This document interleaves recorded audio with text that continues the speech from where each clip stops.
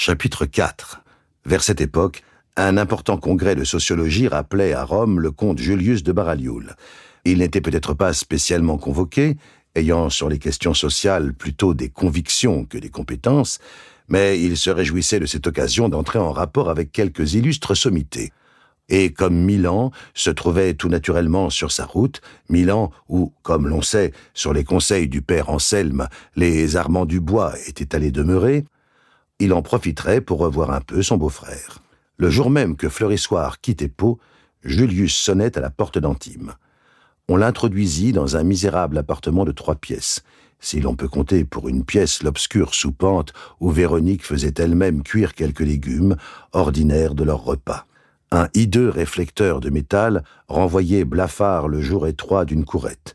Julius, gardant à la main son chapeau plutôt que de le poser sur la douteuse toile cirée qui recouvrait une table ovale, et restant debout par horreur de la Moleskine, saisit le bras d'Antime et s'écria « Vous ne pouvez rester ici, mon pauvre ami. »« De quoi me plaignez-vous » dit Antime.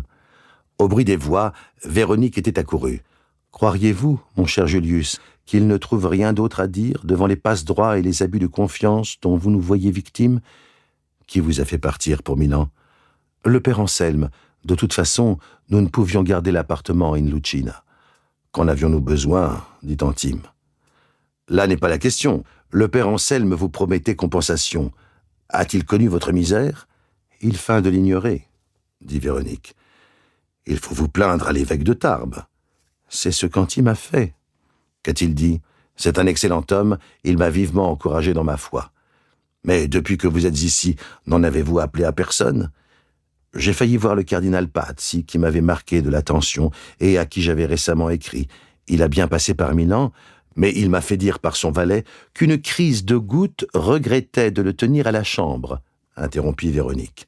Mais c'est abominable, il faut en aviser Rampolla, s'écria Julius. L'aviser de quoi, cher ami ?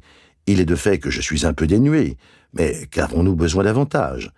J'errais du temps de ma prospérité, j'étais pécheur, j'étais malade.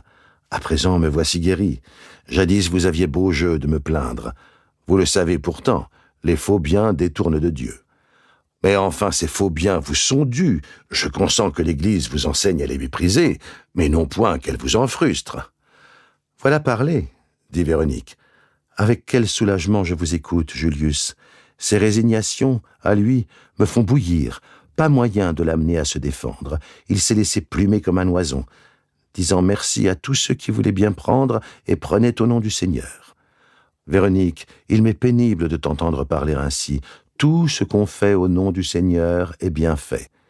Si vous trouvez plaisant d'être Jobard, dans Jobard, il y a Job, mon ami. Alors, Véronique, se tournant vers Julius, vous l'entendez ? Eh bien, il est pareil à cela tous les jours. Il n'a plus en bouche que des capucinades, et quand j'ai bien trimé, faisant marché, cuisine et ménage, monsieur cite son évangile, trouve que je m'agite pour bien des choses et me conseille de regarder les lys des champs. Je t'aide de mon mieux, mon ami, reprit Antime d'une voix séraphique. Je t'ai maintes fois proposé, puisque je suis un gambe à présent, d'aller au marché ou de faire le ménage à ta place. Ce n'est point là affaire au pantalon. Contente-toi d'écrire tes homélies, et tâche seulement à te les faire payer un peu plus.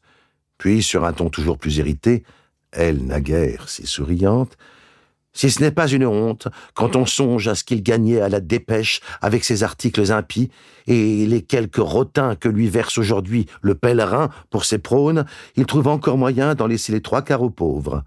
Alors c'est un saint tout à fait, s'écriait Julius consterné. Ce qu'il m'agace avec sa sainteté. Tenez, savez-vous ce que c'est que ça ? Et elle allait dans un coin sombre de la pièce quérir une cage à poulets.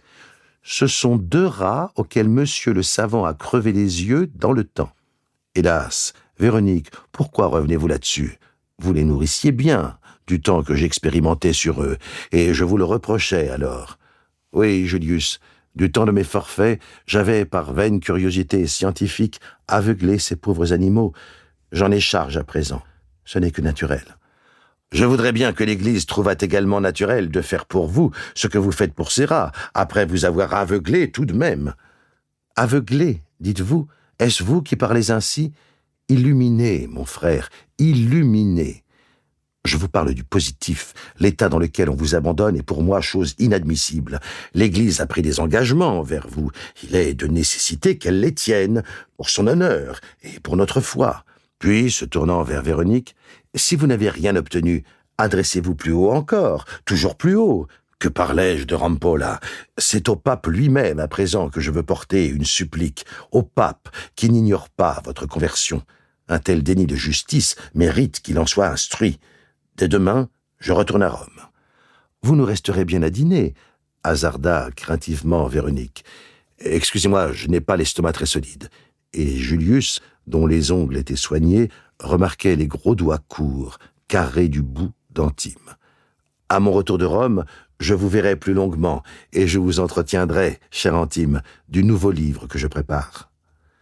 J'ai relu ces jours derniers l'Ère des cimes, et trouvé ça meilleur qu'il ne m'avait paru d'abord. Tant pis pour vous, c'est un livre manqué.